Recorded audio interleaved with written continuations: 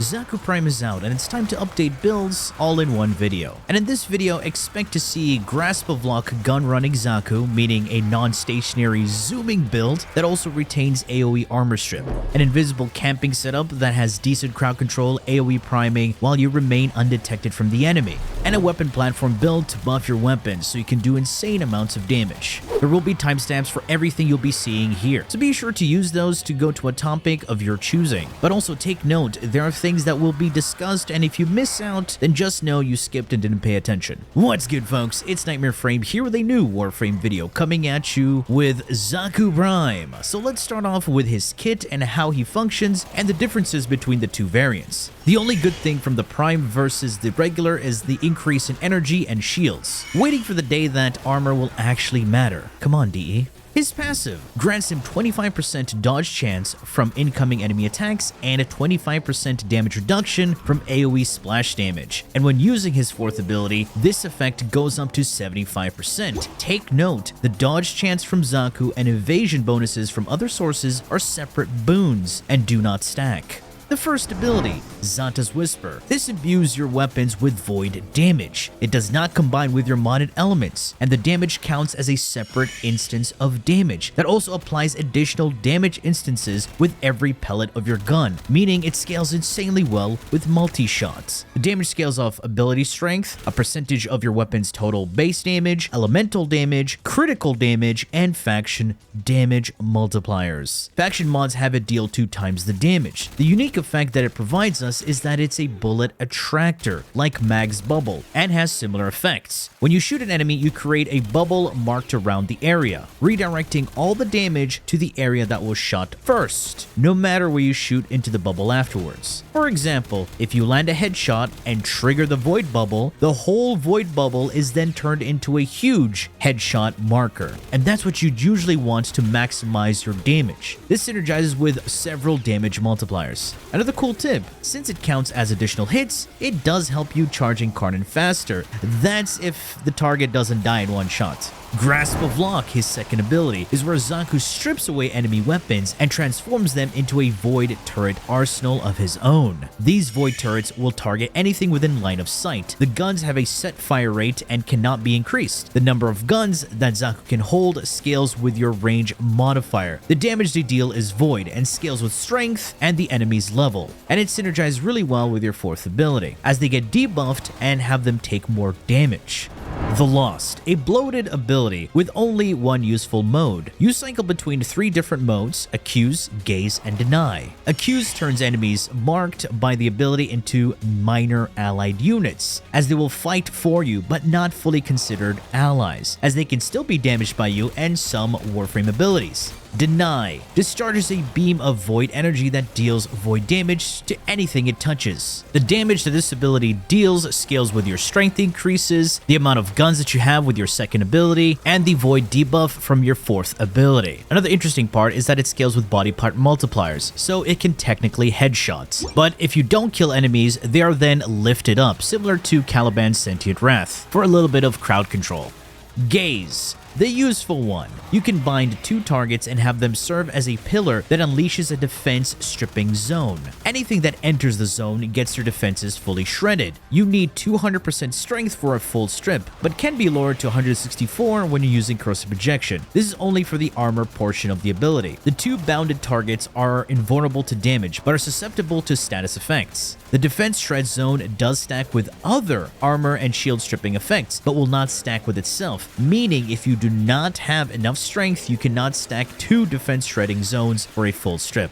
Lastly, Vast Untime. Xaku strips his outer shell and releases a surge of void damage that shatters everything within its vicinity. Enemies struck by this ability are now vulnerable to take more damage from his void abilities and have their movement slowed. The movement speed reduction can reach 100%. That's only if you increase your strength to 400%. But of course that's unnecessary. This ability also boosts his dodge chance and splash damage reduction, while also gaining a 20% movement speed increase. But the best part is that while Vast Untime is active, it pauses the duration of Xaku's native abilities. Now that we've covered how his abilities work, let's go over the 3 builds that I have here for you today. The builds do what they do because of the simple synergy, meaning if you do not have the items, you won't get the same results or a subpar version. Starting off with the Archon Shards, to make the build feel smoother while saving and adding some utility. I have 3 red Tau Forge for the strength increase, which helps me maintain some strength while losing some from mods like Overextended. And finally, 2 casting speed shards because he does have some long animations. All the builds will be using the Madurai Focus School because of Sling Strength, and after using Sling Strength, we get another boost to our casting speed thanks to Power Transfer.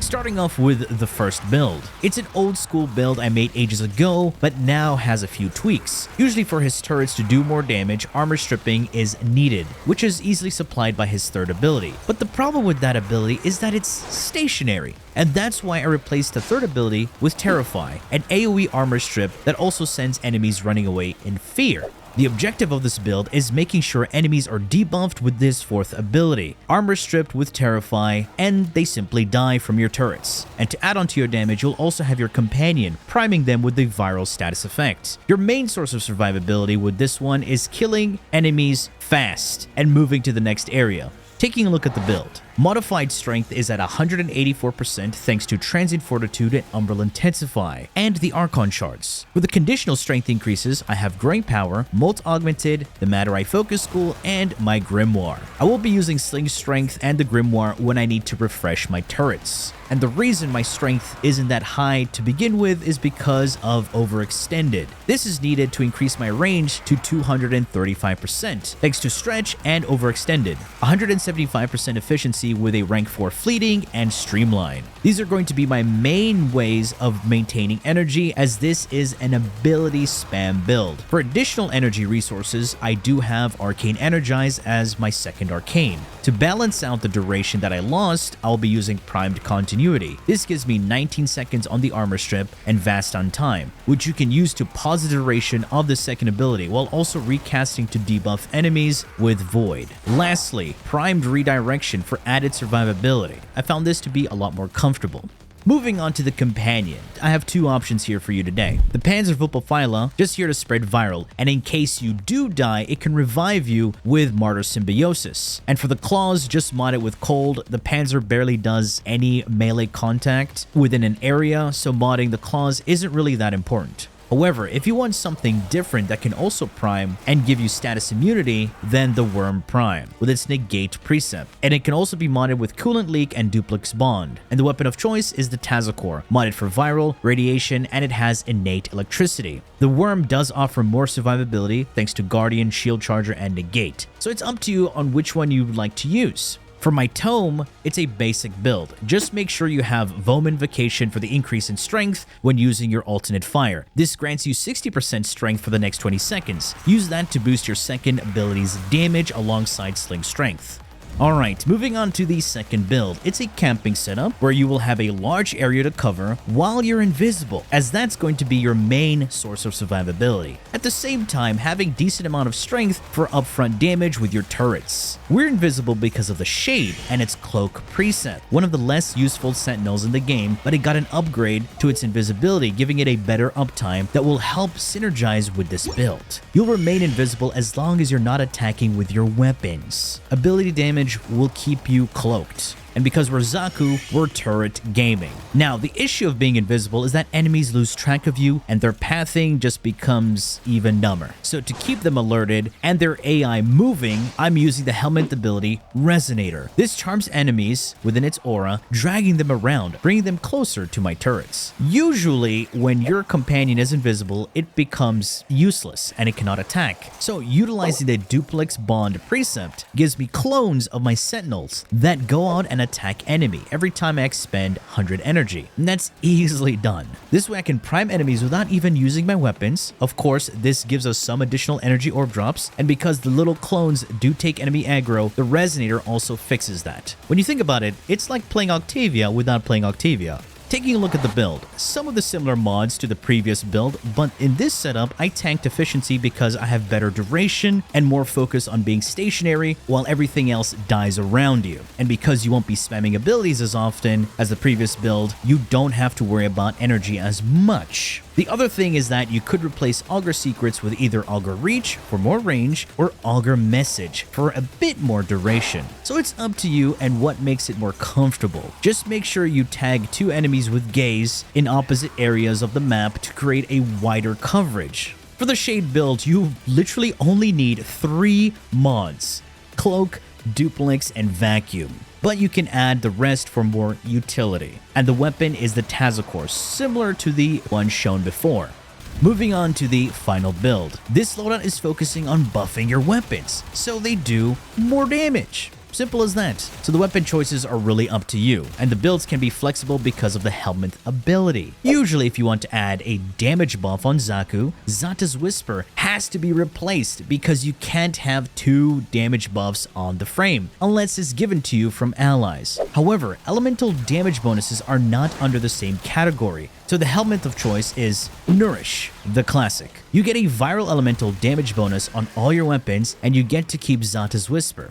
Win-win. You also get great energy income and get to reflect viral damage to your enemies. Taking a look at the build. It's more focused on having a lot of strength, duration, shields, and shield recharge. I did try his second ability augment for the healing and run combat discipline with Arcane Avenger. It was lackluster and went with this loadout instead. You do have a flex arcane slot, so it can be anything. Increase in fire rate, more damage, more survivability, up to you. For the companion, it's the Worm, with a build focused on survivability and buffing your weapons, with crit damage and fire rate, using Reinforced Bond and Tenacious Bond. For the Sentinel weapons, you have 3 choices, the Volclock or the Volcox. With these 2 primary Sentinel weapons, you can increase your critical tier using the Vigilante mods if your main weapon is a primary. The Burst Laser if you want some additional shield regen, but still being able to maintain the Tenacious Bond buff. Again, weapon choices are really up to you. You can go with whatever is comfortable to you and your playstyle. From incarnate weapons like the Torrid,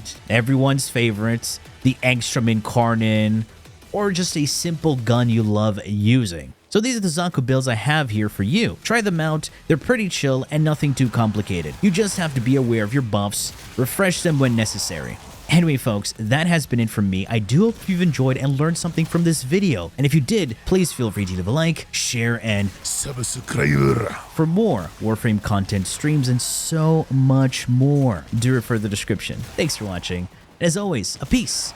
Bye-bye now.